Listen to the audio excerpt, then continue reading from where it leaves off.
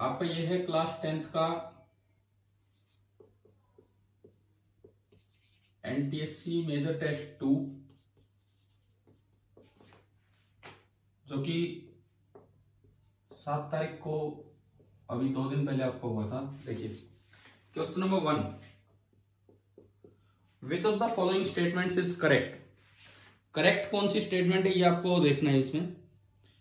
तो इसमें पहला ऑप्शन है, first option, the magnitude of charge on an object increases with the velocity of charge. आप बताओ, एक मास होता है और एक चार्ज होता है, एक चीज वेलोसिटी पे डिपेंड करती है और एक चीज वेलोसिटी पे नहीं डिपेंड करती। कौन सी चीज वेलोसिटी पे डिपेंड करती है और कौन सी नहीं करती? कभी स्टार्टिंग में अगर differences between charge and mass पढ़े हो, जो मास होता है this is dependent on velocity. Einstein ने रिलेशन दिया था ये। और जो चार्ज होता है this is independent of velocity. Mass velocity पे डिपेंड करता है और चार्ज वेलोसिटी से बिल्कुल इंडिपेंडेंट होता है।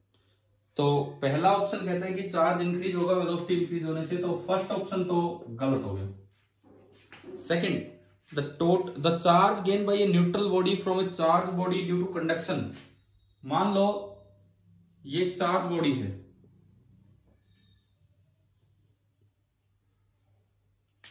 और सपोज कीजिए ये एक न्यूट्रल बॉडी है, दूर दूर रखी है। मैं कहता हूं इसका रेडियस है 2r और इसका रेडियस है r। इस पे चार्ज था Q और इस पे चार्ज था 0। मैंने इनको कनेक्ट कर दिया तो कंडक्शन से कुछ चार्ज इधर से उधर जाएगा। कब तक जाएगा? जब तक दोनों पे चार्ज सेम ना हो जाए। फाइनली मान लीजिए इस पे चार्ज हो गया Q1 एंड इस पे चार्ज हो गया Q2। तब तक जाएगा जब तक दोनों पे पोटेंशियल सेम ना हो जाए। अब ये आइडेंटिकल स्फीयर तो है नहीं, एक का रेडियस 2r है, एक का r है। अगर स्फीयर आइडेंटिकल होते तो चार्ज इक्वल डिस्ट्रीब्यूट हो जाता, लेकिन फिलहाल क्या होता है यहाँ पे, potential v1 equal to v2 तब बनेगा जब Q1 इज टू Q2 बन जाए R1 इज टू R2। यानी कि जो Q1 बाई Q2 बनेगा वो बनेगा 2/1, 2R/R। यानी कि इसके 3 हिस्से कर दो, इसके 3 पार्ट्स आप कर दीजिए और 2 पार्ट्स इस पे छोड़ दो और 1 पार्ट उस पे। तो ये तो बच गया 2 टाइम्स Q/3 एंड ये बच गया 1 टाइम्स Q/3। अब ये कहता है the charge gain by a neutral body. Neutral body ने कितना चार्ज गेन किया इधर से? Q/3। न्यूट्रल बॉडी ने Q/3 चार्ज गेन किया। This is equal to the total charge present on the charge body.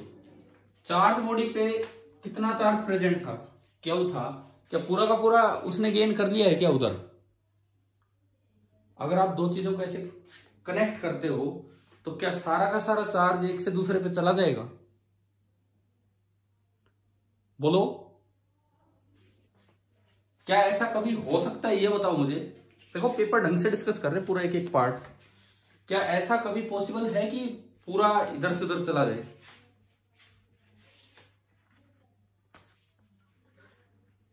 भाई जवाब दो आप लोग। क्या ऐसा पॉसिबल है कि एक से दूसरी चीज को हमने कनेक्ट किया एंड थ्रू कंडक्शन सारा का सारा चार्ज इधर से उधर चला जाए? बताएं क्या ये पॉसिबल है या नहीं है?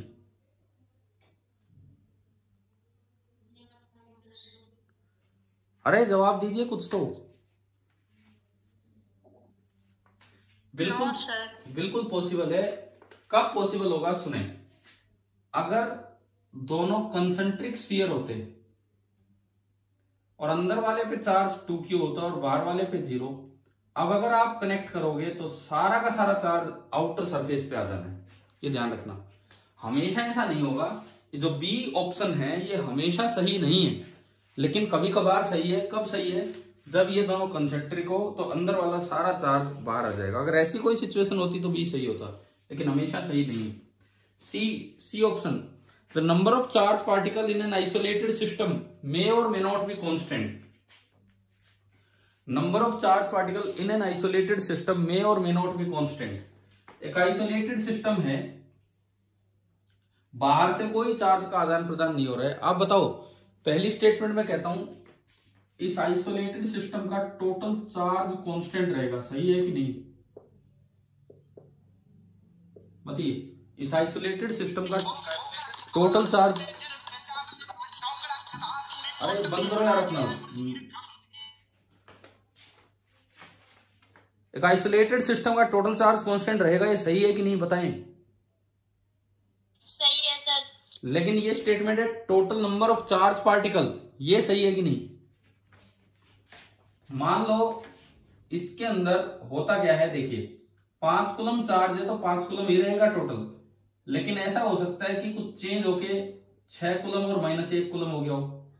मतलब चार्ज पार्टिकल्स में भी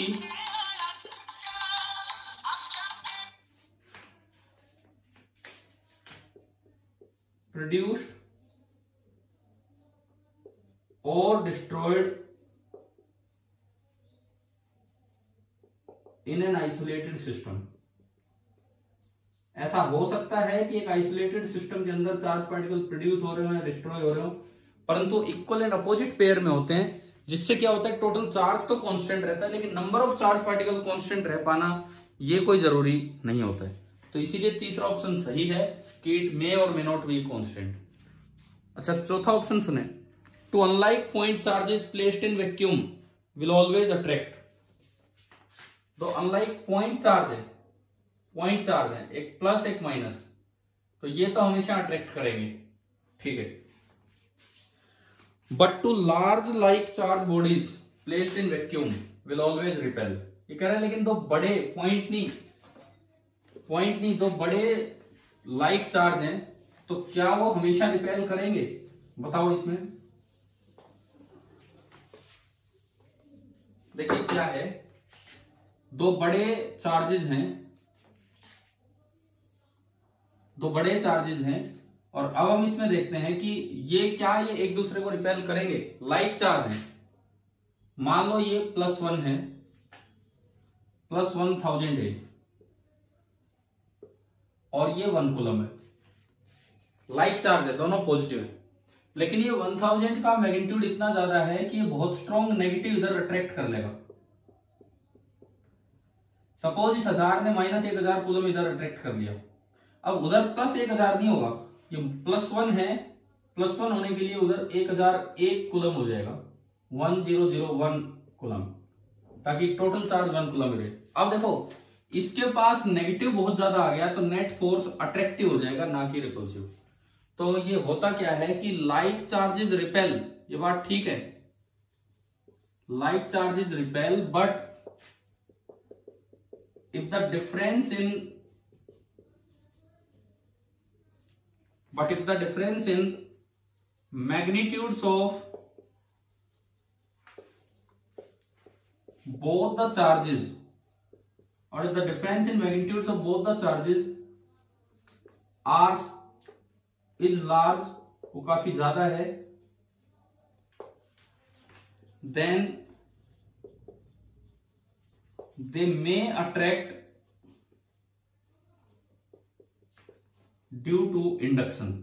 इलेक्ट्रोस्टैटिक इंडक्शन की वजह से, जैसे कि मैंने ऊपर एक एग्जांपल दिया, लाइक चार्ज भी अट्रैक्ट कर सकते हैं। तो ये था आपका क्वेश्चन नंबर 1, और इलेक्ट्रोस्टैटिक्स का एक अच्छा सवाल है ये, क्योंकि इसमें चारों ऑप्शंस आपको देखने थे, और चारों में कोई ना कोई बात एक अच्छी सी यूज हो रही है। हमें पहला क्वेश्चन आ गया समझ में सभी को, इलेक्ट्रोस्टैटिक्स पे था क्वेश्चन नंबर 1। Yes sir. ठीक है, सही करके आए हो कि गलत? पहला सवाल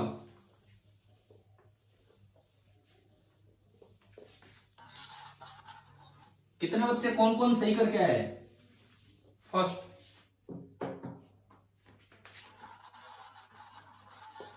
सेकंड देखो, सेकंड करंट इलेक्ट्रिसिटी का एक क्वेश्चन है। देखिए सेकंड, पहले मैं इसका डायग्राम बनाता हूं।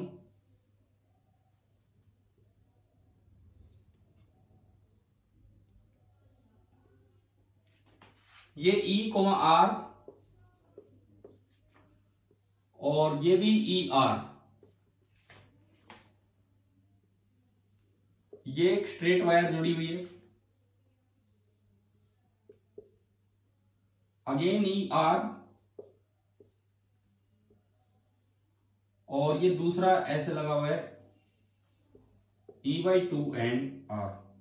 ये पॉइंट है ए और ये पॉइंट है बी, और इस ए बी ब्रांच में आपको करंट बताना है कि कितना है। किसी ब्रांच की और कोई रेजिस्टेंस है नहीं, ये सवाल है। देखो सबसे पहले आप इस सर्किट को थोड़ा सा पैरेलल कॉम्बिनेशन ऑफ सेल्स की तरह देखें, पहले सीरीज फिर पैरेलल। कैसे देखेंगे, देखिए ये मान लो ये पॉइंट है ए सपोज, और मैंने माना कि ये पॉइंट है बी। ये जो वायर है बीच वाली, ये मैंने यहां बना दी, ये कनेक्टिंग वायर से जुड़े हुए, ये बीच वाली वायर मैंने यहां दिखा दी। अब पहले ऊपर वाली ब्रांच में बनाता हूं। ऊपर वाली ब्रांच, ए की तरफ बैटरी का पॉजिटिव ई आर, फिर और आगे चलोगे तो नेगेटिव की तरफ ही ये पॉजिटिव आ गया, this is again E R. और अब आप ये नीचे वाली ब्रांच लो, ए की तरफ बैटरी का पॉजिटिव E/2 आर, और बैटरी के नेगेटिव की तरफ दूसरी बैटरी का नेगेटिव,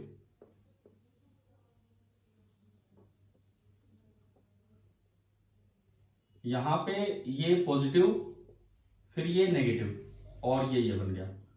पहला वाला था ए की तरफ E/2 आर एंड दूसरा वाला है ई आर, एंड ये यहां पे ऐसा सर्किट बना।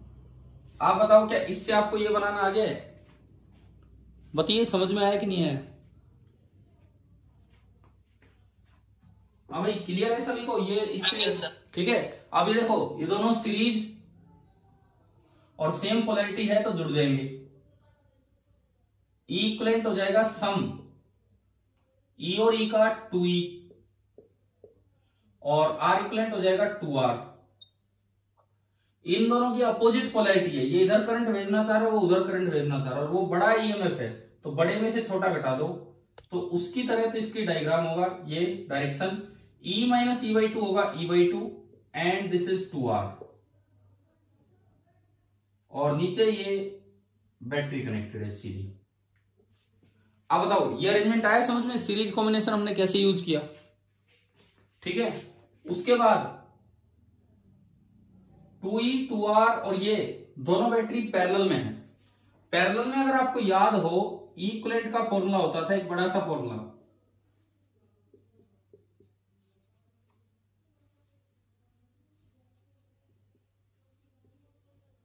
हाँ भाई बताओ, ये ध्यान है? ये फॉर्मूला था पैरेलल कॉम्बिनेशन ऑफ सेल्स का। Yes sir. लेकिन इनकी पोलैरिटी अलग है, तो जो अपोजिट पोलैरिटी, देखो दोनों ही इधर होते, पैरेलल कॉम्बिनेशन क्या था, दोनों का पॉजिटिव इधर होता था प्लस, एक का पॉजिटिव उधर है तो ये माइनस के साथ आएगा। तो आपने ये यूज किया, इसको पॉजिटिव पोलैरिटी मानते हुए E1/R1 2E/2R minus E2/R2 E/4R divided by, ये प्लस के साथ ही आता है 1/2R प्लस 1/2R। तो इसको अगर आप देखोगे तो ये बनेगा, ये तो E/R minus E/4R, 3E/4R upon 1/R, तो ये ओनली आएगा 3/4 टाइम्स E। तो ये तो आपका E इक्विवेलेंट आ गया। R इक्विवेलेंट निकालने का फॉर्मूला यही होता है कि 1/R equivalent is equal to 1/R1 plus 1/R1। तो ये आया 1/2R प्लस 1/2R, यानी कि 1/R। इसका मतलब R इक्विवेलेंट आ गया आपका R। तो मेरे पास ये दोनों वैल्यूज आ गई, E इक्विवेलेंट भी आ गया और R इक्विवेलेंट भी। E इक्विवेलेंट आया 3/4 और R इक्विवेलेंट आ गया स्मॉल r। अब देखो हमने ये वाली पोलैरिटी पॉजिटिव मानी थी, तो जो लास्ट डायग्राम बनेगा वो इधर की तरफ एक सेल बना दो पॉजिटिव मानते हुए। तो आखिरी डायग्राम कुछ ऐसा बनेगा कि ये एक सेल है, ये आपका पॉइंट ए चल रहा है, ये आपका पॉइंट बी चल रहा है, और यहां पे E इक्विवेलेंट और R इक्विवेलेंट, और आपने इस सेल को शॉर्ट कर रखा है, नीचे कोई एक्सटर्नल रेजिस्टेंस लगानी है, यानी कि कनेक्टिंग वायर है तो capital R is equal to 0। अब जो करंट फ्लो करेगा जब वायर शॉर्ट होता है, सेल शॉर्ट होता है, वैसे तो करंट होता है E equivalent upon R plus R equivalent, लेकिन यहाँ पे R 0 है, कनेक्टिंग वायर है बाहर, तो ये होगा E equivalent upon R equivalent. E equivalent है 3e/4 और आर इक्वलेंट है आर, तो ये आपका आएगा 3e/4r। ये एक अच्छा सवाल है अगर आप इसे कॉम्बिनेशन ऑफ सेल्स की तरह देखते हैं। देखो सीरीज कॉम्बिनेशन भी यूज हो गया, पैरेलल कॉम्बिनेशन भी यूज हो गया, और एक अच्छी बात पैरेलल में अपोजिट पोलैरिटी यूज करवा रखी है, ये यूज हुआ। और दूसरा बड़ा तरीका कि आप एक में करंट I1 मान लो, एक में I2, तो बीच में I1 प्लस I2 हो जाएगा। दूसरा बड़ा तरीका, थोड़ा बड़ा बस इससे, इतना भी बड़ा नहीं, एक I1 एक I2 माना, तो बीच वाले में जो पूछा हमसे वो I1 प्लस I2 हो जाना है। एक बार इधर केवीएल लगा लो, आपको लिखना आता है कौन सोर्स है कौन लोड है। सोर्स है तो E प्लस IR, लोड है तो E माइनस IR। देखो इसके नेगेटिव से पॉजिटिव करंट जा रहा है तो ये सोर्स है, तो यहां लिखा जाएगा E minus IR, E minus I1R। किसी के पॉजिटिव से नेगेटिव आ रहा हो जैसे ये, तो ये लोड है, ये लोड है, यहाँ करंट आपने यूं माना है, तो ये लिखा जाएगा plus minus E1 plus I2R। ऐसे ही तीनों चारों लिख के एक बार इसमें केवीएल लगा लेना, एक बार इसमें केवीएल लगा लेना, दो इक्वेशन दो वेरिएबल I1 I2 सोल्व कीजिए और बीच वाली ब्रांच में करंट आ जाएगा I1 प्लस I2। बताओ दोनों मेथड आए समझ में आपको कैसे करने हैं? हम ठीक है। क्वेश्चन नंबर 3 पे हम चलते हैं। पहला सवाल इलेक्ट्रोस्टैटिक्स का था, दूसरा सवाल करंट इलेक्ट्रिसिटी का था, तीसरा देखते हैं भाई किसका है। ये आपका 10th का चैप्टर इलेक्ट्रिसिटी से ही चल रहे हैं क्वेश्चंस। तीसरा सवाल भी इलेक्ट्रिसिटी का ही है, इलेक्ट्रिसिटी से ही 3rd चैप्टर क्वेश्चन है। There are two heaters which can be connected either in series or in parallel across a battery of zero internal resistance। ये कहता है कि एक बैटरी है, मैं सवाल नंबर 3 ले रहा हूं। एक बैटरी है, मान लो उसकी वोल्टेज है V, जीरो इंटरनल रेजिस्टेंस है, ये कुछ दिया ही नहीं है। दो रजिस्टर्स, दो हीटर, एक बार तो लगा दिए सीरीज में, एक दे रखा है रेजिस्टेंस 100 ओम और एक का मान लो R। एक बार मैंने उन दोनों को लगा दिया पैरेलल में, V वोल्ट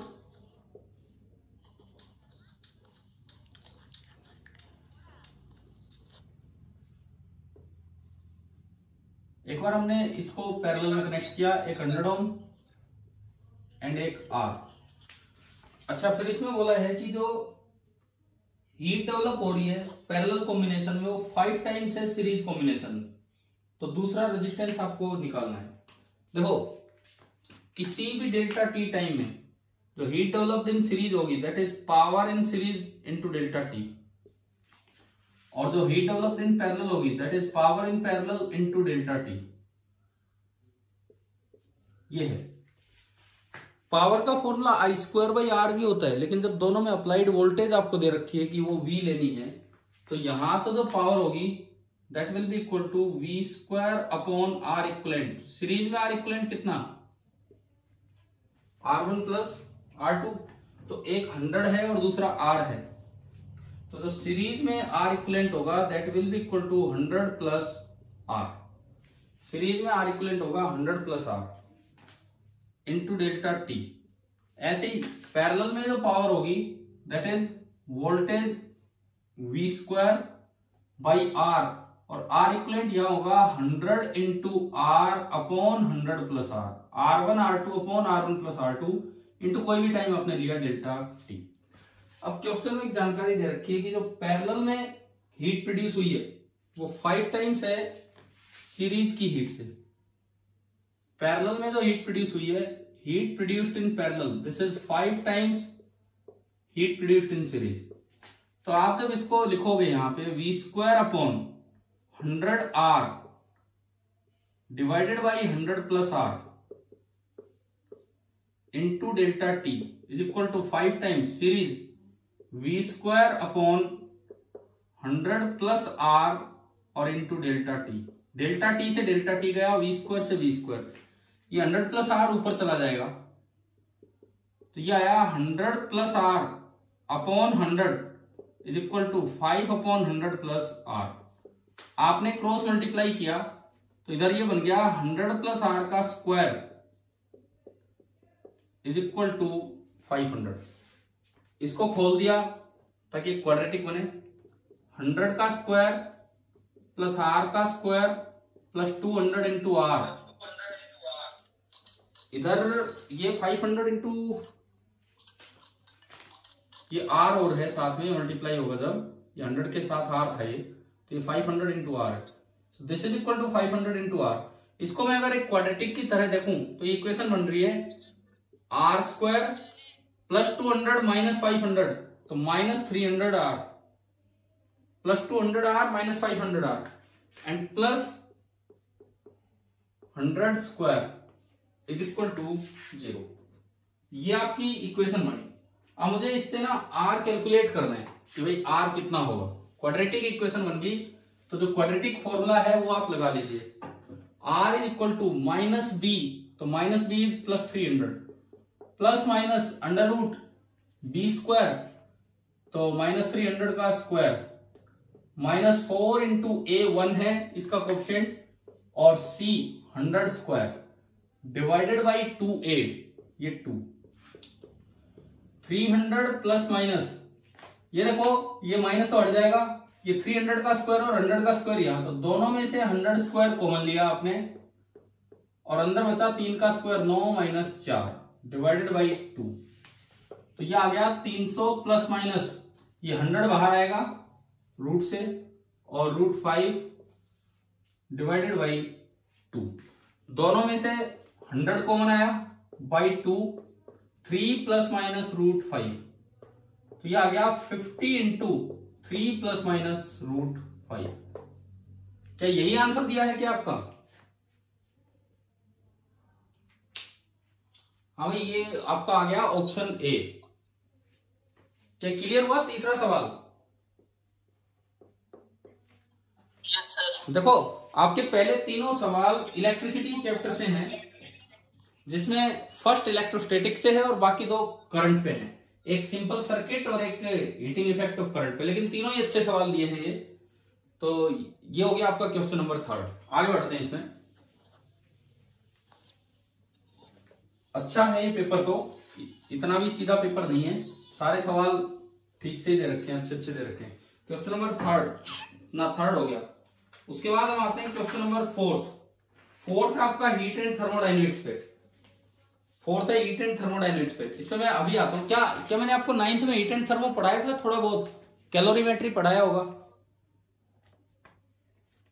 भाई। 9th क्लास में कैलोरीमेट्री पढ़ा था हमने कि टेम्परेचर चेंज करने के लिए जो हीट देनी पड़ती है that is mc delta T, state change करने के लिए जो हीट देनी पड़ती है that is mass into latent heat. क्या 9th में पढ़ाए हैं कि नहीं पढ़ाए हैं?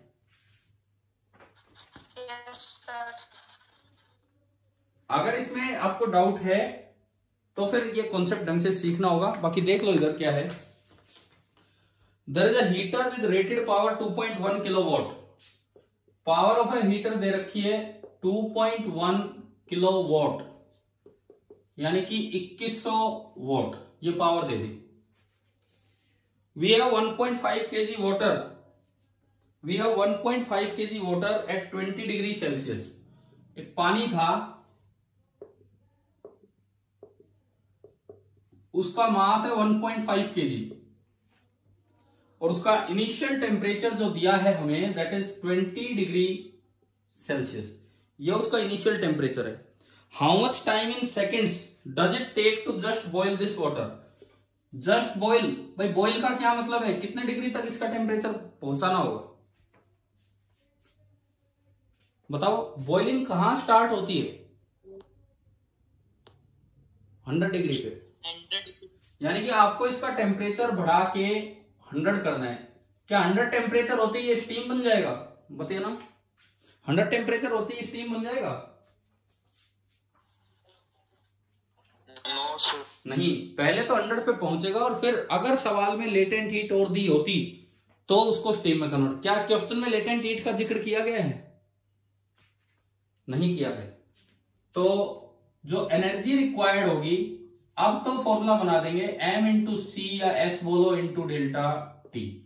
अगर लेटेंट हीट भी दी होती तो साथ में उसको स्टीम में कन्वर्ट करके दिखा देते, that is m into L. कभी ये याद हो आपको, इस तरह के डायग्राम थे हमारे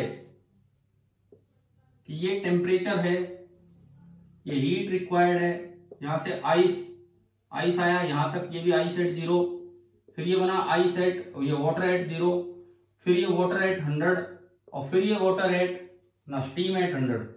तो ये वाला तो है ये, और फिर ये कन्वर्जन है ये। कुछ याद आ रहा है ऐसा, कभी 9th क्लास में पढ़ाया हो इस तरह का डायग्राम या कुछ? हाँ जी भाई, कैलोरीमेट्री जैसी कोई चीज आई है क्या 9th में? हालांकि 9th के सिलेबस में नहीं होते हैं ये, बट हीट एंड थर्मो शायद हमने पढ़ लिया हो थोड़ा बहुत। अच्छा देखो तो सुनो, अब एज्यूमिंग दैट कंप्लीट हीट उसको दी जा रही है और स्पेसिफिक हीट 4200 है। तो सबसे पहले तो जो आपको एनर्जी चाहिए वो हीटर से लेनी है। टाइम पूछा है तो हीटर जो एनर्जी प्रोवाइड करेगा that will be equal to power into time. तो क्या इक्वेशन बनेगी? Power into time taken is equal to M into C बोलो या एस बोलो, दोनों सिंबल चलते हैं, डेल्टा टी। तो यहां से टाइम टेकन हमें चाहिए, time taken M C delta T divided by power. Mass कितना दिया है? 1.5। स्पेसिफिक हीट वाटर की होती है 4186, पर कोई क्वेश्चन में 4200 दे रखी है तो 4200 होगी, हम यूज करेंगे। डेल्टा टी टेम्परेचर 20 से बढ़ के 100 तक गया, तो बताओ टेम्परेचर कितना बढ़ा है? 20 से 100 तक गया तो टेम्परेचर कितना बढ़ा? 80।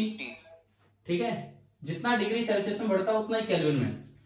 Change in temperature degree Celsius और केल्विन दोनों में सेम होता है। अगर 80 डिग्री सेल्सियस बढ़ा है तो 80 केल्विन बढ़ा होगा। Divided by power, power of heater है 2.1 किलोवाट, मतलब 2100 वॉट।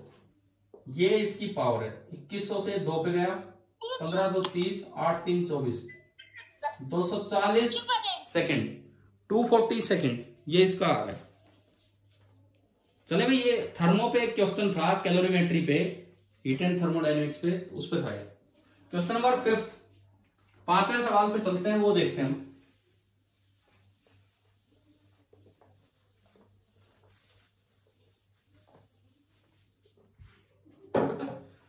देखिए असर्शन रीजन है, earth magnetic field is due to iron present in its core.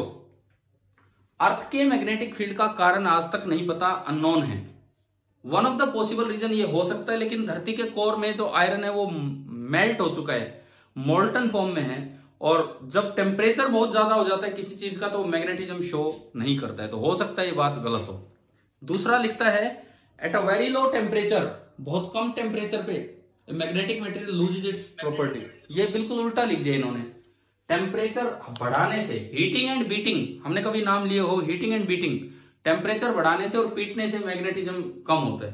तो पहली बात इसलिए गलत है कि अर्थ के मैग्नेटिक फील्ड का रीजन ही नहीं पता क्या है, क्योंकि आयरन हो सकता था रीजन, लेकिन वो मोल्टन फॉर्म में है, तो इसलिए नहीं है। और दूसरी बात इसलिए गलत है कि वेरी लो टेम्परेचर लिख दिया, वो वेरी हाई टेम्परेचर रहेगा, यानी कि both assertion and reason are false.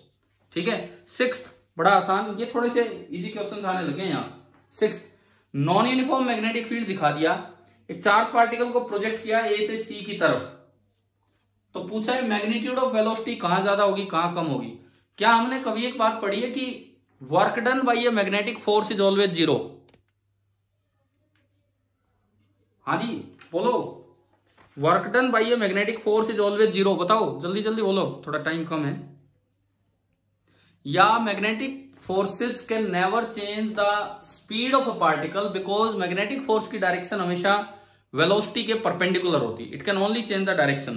तो मैग्नीट्यूड ऑफ वेलोसिटी हर जगह सेम होगा, मैग्नेटिक फोर्स कभी भी मैग्नीट्यूड ऑफ वेलोसिटी चेंज नहीं करता है। तो ए बराबर बी बराबर सी, तीनों जगह मैग्नीट्यूड सेम आएगा। आ गया ना समझ में कैसे था ये? अरे जवाब दो, क्लियर? ठीक है। 7th, which of the following is correct? देखो ट्रांसफॉर्मर के ऊपर है, एक स्टेप डाउन ट्रांसफॉर्मर, एक step up transformer. Step down की बात कर रहे हैं। स्टेप डाउन ट्रांसफॉर्मर में इक्वेशन होती है voltage across primary upon voltage across secondary is equal to current through secondary upon current through primary is equal to NP N primary upon N secondary. अब अगर मैं स्टेप डाउन की बात करूं, step down, तो step down transformer में NP ज्यादा होता है और एनएस कम होता है, यानी कि NP upon NS this is greater than 1। तो अगर आप इसको इक्वेट करें तो Vp upon Vs is greater than 1, यानी कि प्राइमरी पे वोल्टेज ज्यादा थी, सेकेंडरी पे कम है, तो वोल्टेज तो डिक्रीज कर गई। And Is upon Ip is greater than 1, it means Is is greater than Ip। Primary पे करंट कम था, सेकेंडरी पे ज्यादा हो गया तो करंट बढ़ गया। तो ये इनमें से जो बेस्ट पॉसिबल, पावर सेम रहती है, पावर इक्वेट करके ये बनता है Vp Ip बराबर Vs Is। तो इनसे जो बेस्ट ऑप्शन बना है that is B, current is increase in step down transformer. ये हो गया 7th। 8th, which of the following statements is or are correct. 8वां सवाल देखिए,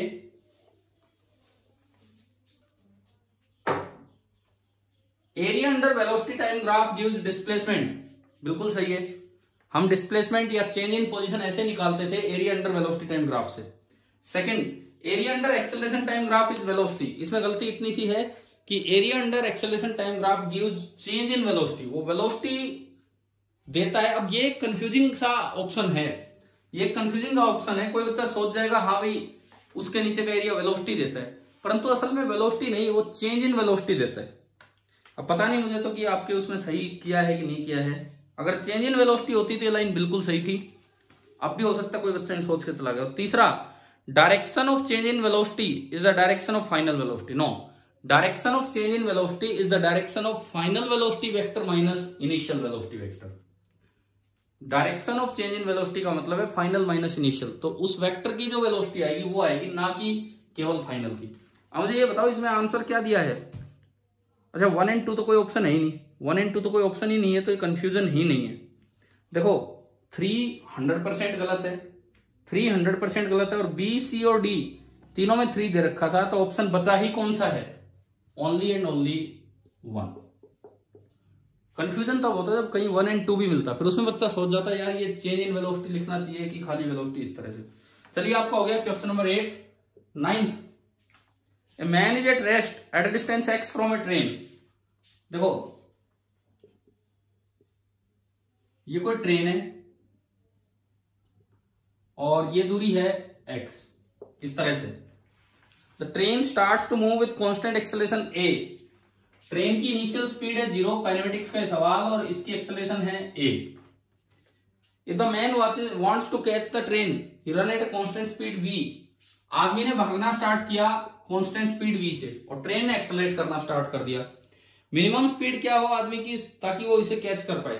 सबसे पहली बात, अगर कैच करने से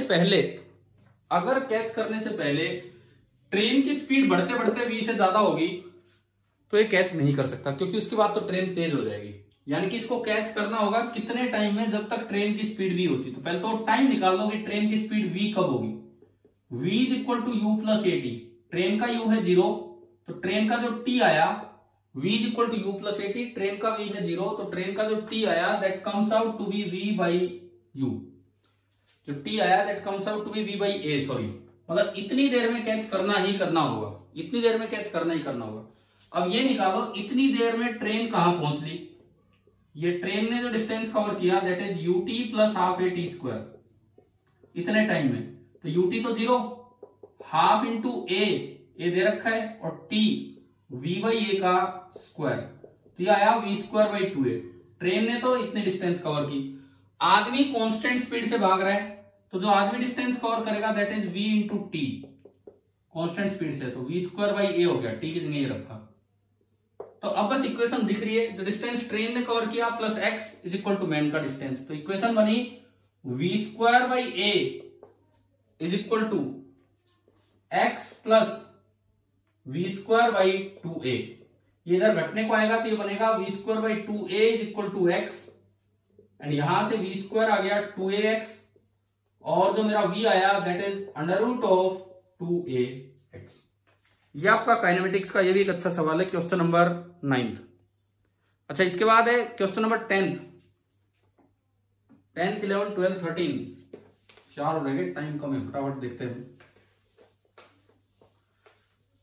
भाई मैंने ऑप्टिक्स में कुछ काम आपको दे रखा, वो कर रखा है आपने?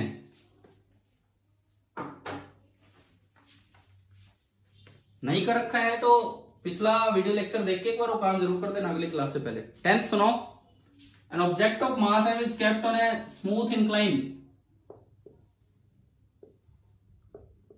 एंगल है थीटा, और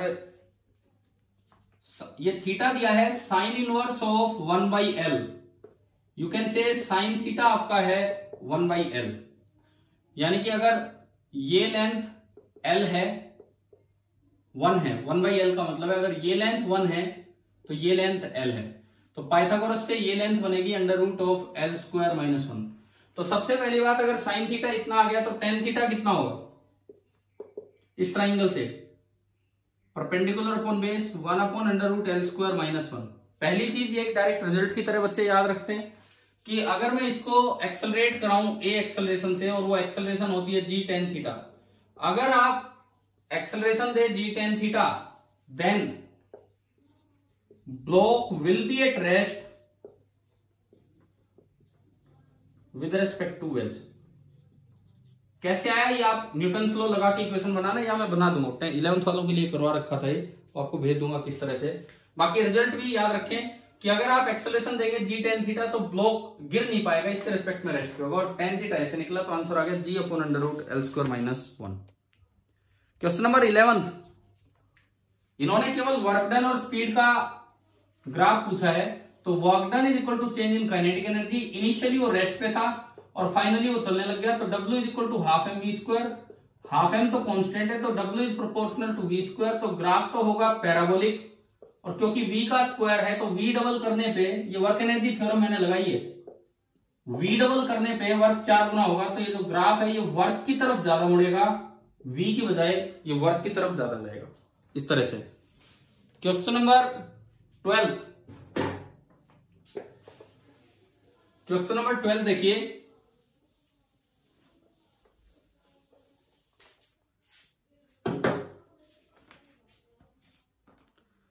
question number 12,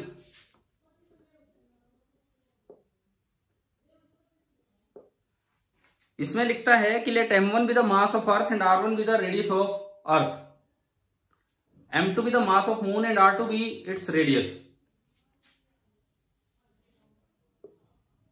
r1 m1,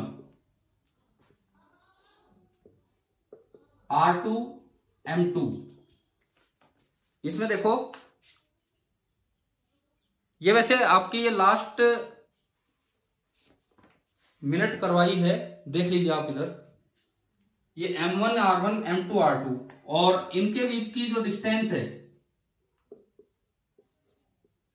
that is d, इनके बीच की जो डिस्टेंस दी गई है दिस इज d।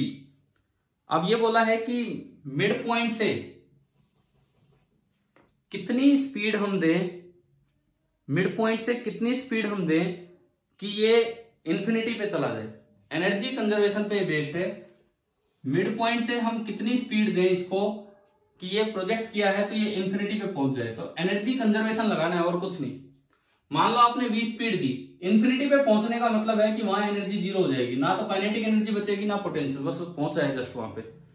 इंफिनिटी पे पहुंचने का ये मतलब है कि एनर्जी होगी है जीरो, ना तो काइनेटिक एनर्जी हुई और ना पोटेंशियल। तो इनिशियल पोटेंशियल एनर्जी, इसका मास माना मैंने small m, initial potential energy minus g m1 m upon d/2, 2 ऊपर गया तो माइनस 2g m1 m/d। साथ ही साथ इसका इंटरेक्शन, मैं potential energy of small m लिख रहा हूं, इस पे एनर्जी कंजर्वेशन लगा रहा हूं, इसका इसके साथ बनेगा minus g m2 m upon d/2, ये आपका फॉर्मूला होता है पोटेंशियल एनर्जी का, तो माइनस 2g m2 m/d। इन दोनों में से माइनस 2g/d और स्मॉल m कॉमन आ गया और अंदर बचा m1 प्लस m2। अच्छा, इस पार्टिकल की स्मॉल m की जो काइनेटिक एनर्जी होगी initial, that is half mv²। Gravitational force एक कंजर्वेटिव फोर्स है, तो जब ये लगता है तो एनर्जी कंजर्वेशन वैलिड होता है, तो फाइनल एनर्जी जो होगी that will be equal to 0। तो आपने भाई एनर्जी कंजर्वेशन आपने ये अप्लाई किया, तो टोटल इनिशियल एनर्जी है half mv² minus 2g small m/d m1 plus m2 is equal to final energy, this is 0। Half m v square is equal to 2g small m by d into m1 plus m2। और यहां से अगर मैं v निकालूं, small m से small m cancel हो गया, v square आ रहा है 4g into m1 plus m2 divided by d, और जो v आया जब अंडर रूट लेंगे तो 2 बाहर आ जाएगा, g into m1 plus m2 divided by d। ये आपका v निकल के आया कि इतनी स्पीड आपको देनी होगी। आखिरी सवाल क्वेश्चन नंबर 13, इसको हम और देख लेते हैं। क्वेश्चन नंबर 13 को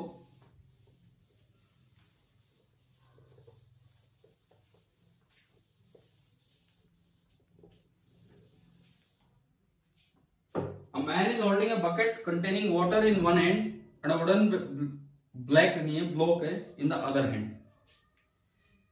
ये कोई आदमी है, एक हाथ में इसने एक बाल्टी पकड़ी हुई है, इसमें पानी भरा हुआ है, और एक हाथ में कोई ब्लॉक है। ठीक है, मान लो इस बकेट का वेट है m1g और ब्लॉक का वेट है m2g। तो अभी जो ये टोटल वेट फील कर रहा है, टोटल वेट जो ये फील कर रहा है that is m1g plus m2g। फिर ये कहता है कि आप इन्होंने क्या किया, आर्किमिडीज प्रिंसिपल का यूज करवाने के लिए ब्लॉक को